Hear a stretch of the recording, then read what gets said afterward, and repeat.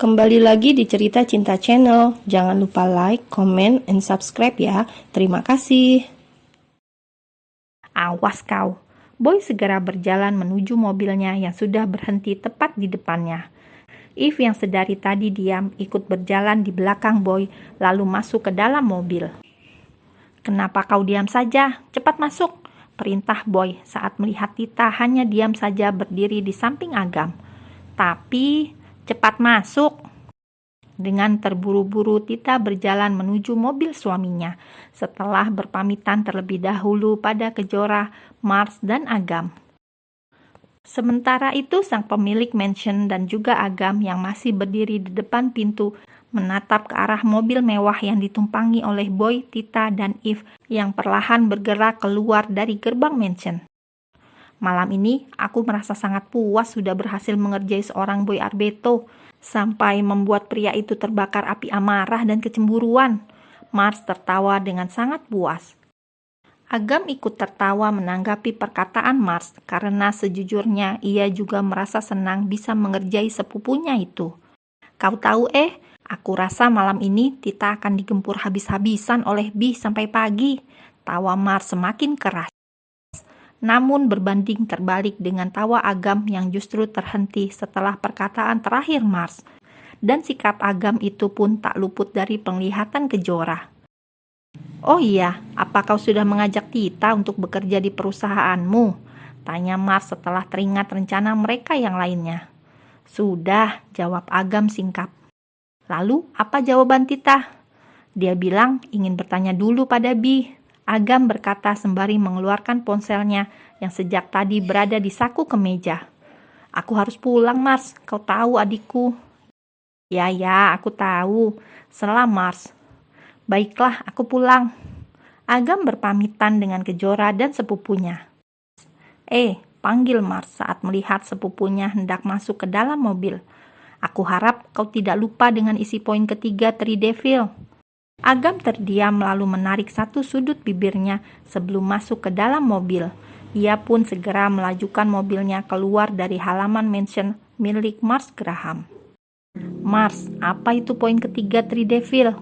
tanya Kejora dengan raut wajah yang bingung bercampur rasa penasaran yang sangat tinggi. "Itu rahasia, sayang." Mars mengusap perut buncit istrinya lalu membawa wanitanya untuk masuk ke dalam mansion. Mars tidak ingin istrinya terlibat lebih jauh dengan urusan Boy, Agam, dan juga Tita, karena ia ingin Kejora fokus pada kehamilannya. Di dalam sebuah mobil sport mewah keluaran dari merek Koenigsegg, tampak seorang pria tampan yang sedang menyetir kendaraannya dengan raut wajah yang datar dan dingin. Pria itu tampak mengeratkan cengkeraman tangannya pada setir mobil saat mengingat kembali perkataan sepupunya. "Poin ketiga," Agam tersenyum sinis. Sekelebat ingatan masa remaja mereka kini berputar di dalam benaknya, di mana mereka pernah membuat perjanjian dengan beberapa poin yang harus mereka patuhi.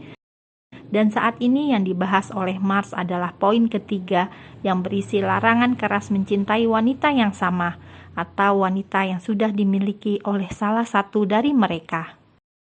"Tita."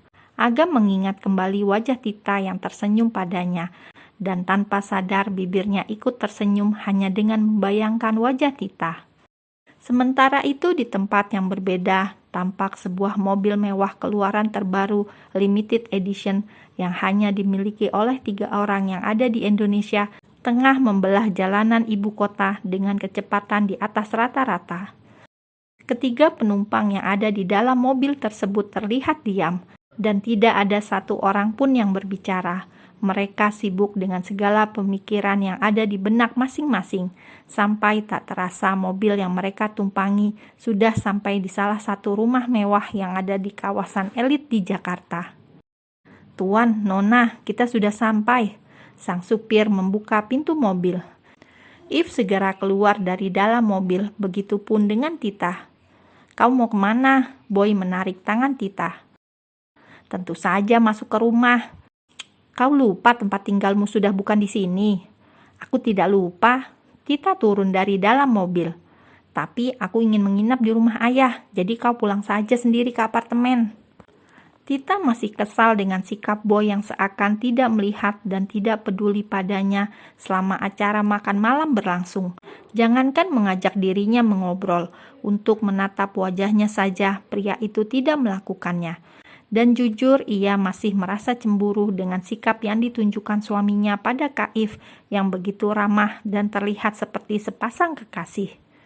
"Tit, masuk." Boy ikut turun dari mobil sembari mencengkeram tangan wanitanya. "Aku tidak mau." Tita berusaha melepaskan cengkeraman tangan tersebut. "Kalian itu kenapa?" Eve yang sejak tadi melihat pertengkaran antara Boy dan Tita memberanikan diri untuk bersuara. "Kak, aku ingin menginap di rumah, tapi dia..." "Diam dan masuk," sentak Boy, membuat Tita terdiam lalu menundukkan kepalanya. "Bi, izinkan Tita untuk menginap di sini. Lagi pula ini sudah sangat malam," ujar Eve sembari menarik tangan Tita untuk masuk ke dalam rumah. Tita sendiri merasa sangat terharu dan bahagia karena untuk pertama kalinya merasa dilindungi dan dibela oleh sang kakak, sesuatu yang tidak pernah dirasakannya selama 17 tahun ia hidup di dunia. Sementara itu Boy yang tidak bisa membiarkan Tita terbebas begitu saja dan tidur dengan nyenyak setelah membuat amarah di dadanya naik sampai ke level 10, langsung berjalan dengan cepat menghampiri wanitanya. "Tunggu!" Boy menarik pinggang Tita hingga membuat wanita itu menabrak dada bidangnya. "Ikut denganku baik-baik atau aku akan menyeretmu ke dalam mobil," ancam Boy tepat di telinga Tita. "Aku tidak takut, seret aku kalau kau berani," tantang Tita dengan senyum tipis di bibirnya. Bukan tanpa alasan Tita berani menantang suaminya, karena ia merasa ada Kaif dan ayah unta yang akan membela dirinya, sehingga Tita merasa yakin keluarganya pasti tidak akan membiarkan dirinya diseret paksa oleh Boy Arbeto.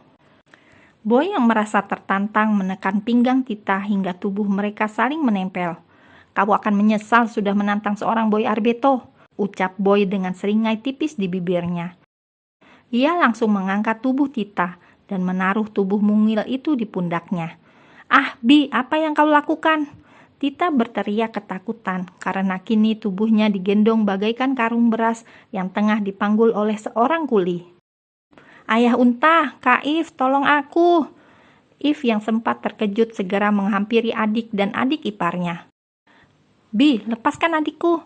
Eve berusaha menarik tubuh Tita, namun karena tinggi dan tenaganya tidak sebanding dengan Boy Arbeto, ia pun kesusahan untuk membantu adiknya. "Ada apa ini?" teriak seseorang dari arah pintu, membuat ketiga orang yang ada di halaman rumah menghentikan gerakan mereka. "Ayah, tolong Tita!" Ia merasa senang karena akhirnya ayah unta keluar dari rumah untuk menyelamatkan dirinya dari suami yang tidak berakhlak. "Ada apa ini, Bi? Kenapa putri kesayanganku digendong seperti itu?" Bayu berjalan menghampiri kedua putri dan menantunya. "Aku hanya ingin membawa istriku pulang ke apartemen. Apa itu salah?" Boy kembali berjalan menuju mobilnya. "Berhenti!" sentak Bayu. Ia tidak bisa membiarkan Boy membawa Tita, apalagi setelah melihat wajah putrinya yang ketakutan. "Turunkan putriku sekarang juga," perintah Bayu dengan tegas. "Oh my god, tidak putrinya, tidak ayahnya, selalu membuat emosiku tersulut," gumam Boy sembari menghela nafasnya dengan kasar. Ia pun mendekati ayah mertuanya, lalu membisikkan sesuatu di telinga pria tersebut. "Bilang dari tadi, kalau begitu cepat pulang, dan jangan lupa yang semangat." Bayu tersenyum saat tahu alasan menantunya membawa Tita pulang dengan paksa karena ingin membuat cucu untuknya. "Ayah unta jahat," teriak Tita dengan wajah yang kesal, karena ayahnya justru mempersilakan pria itu untuk membawa dirinya. "Tita, kau harus menurut dengan suamimu, sayang."